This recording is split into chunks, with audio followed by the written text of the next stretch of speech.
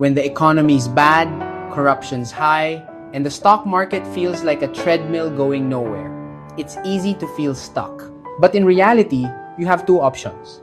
You can complain, or you can adapt. And adapting doesn't just mean working harder for the same diminishing returns. It means changing the game entirely. In this video, I want to talk about what smart investors actually do when their home market stops working. We'll explore the practical playbook for when inflation is high, the currency is weak, and your hard-earned savings are secretly being devalued month after month. It's about building a system that protects your wealth and creates new opportunities. Because let's face it, if you've been investing in the Philippines for over a decade, you probably already know what I mean. You've felt that frustrating sense of one step forward, two steps back. So let's look at the numbers and see what the data tells us about the last decade. Let's look at the hard numbers. The Philippine Stock Exchange Index, the PSEI, peaked around 8,900 points back in 2018, a time filled with market optimism. Fast forward to today. After years of volatility and sideways movement, it's hovering between 5,900 to 6,100. That's more than a decade of zero net growth. A lost decade for anyone who bet big on the local market's recovery. Now, imagine this.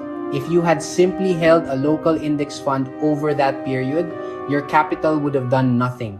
And that's the best case scenario before we even factor in the silent wealth killers: inflation, currency depreciation, and taxes.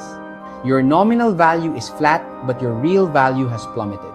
Meanwhile, the Philippine peso, which once traded at 43 to the dollar, is now sitting at around 59 or 60. That's a massive, almost 40% loss in purchasing power on the global stage if you're holding pesos. Every dollar price good, from fuel to technology, just got significantly more expensive.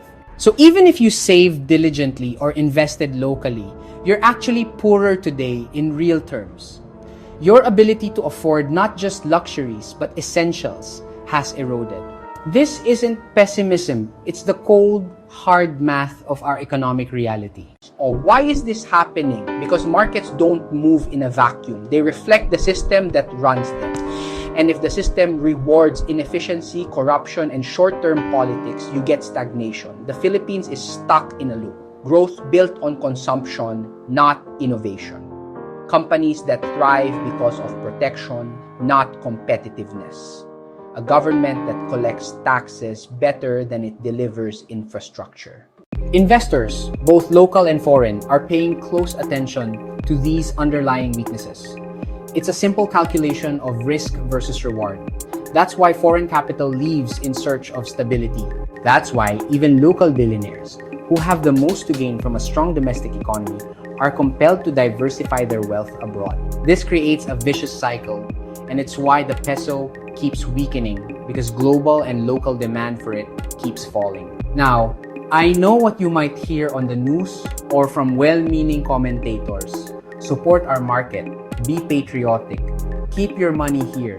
It's an appeal to national pride. But let's be real for a moment. You can love your country with all your heart, but you are not obliged to lose money for it.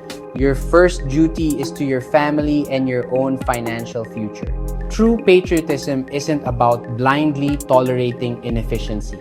It means demanding accountability, pushing for better governance, and rewarding systems that actually work and create value.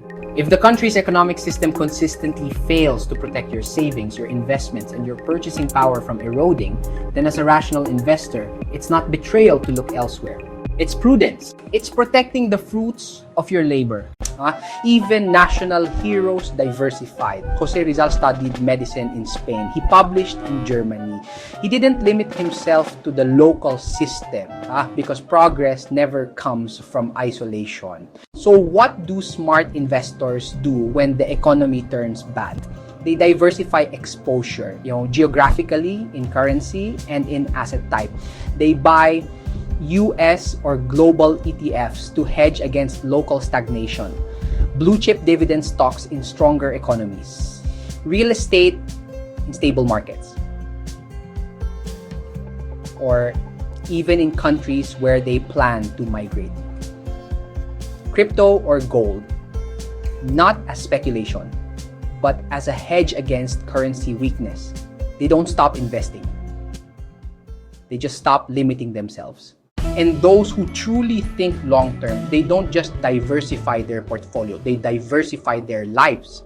Let's talk about the peso trap. You earn in pesos, you save in pesos, you invest in pesos, and then one day you realize the world moved on without you. Every time the peso weakens, your overseas trips cost more, imported goods rise, tuition abroad spikes. It's not just exchange rate movement, it's a tax on staying local. If you had converted just P1 million to dollars 10 years ago, you'd now have roughly $23,000 instead of $16,600 purely from the peso's decline.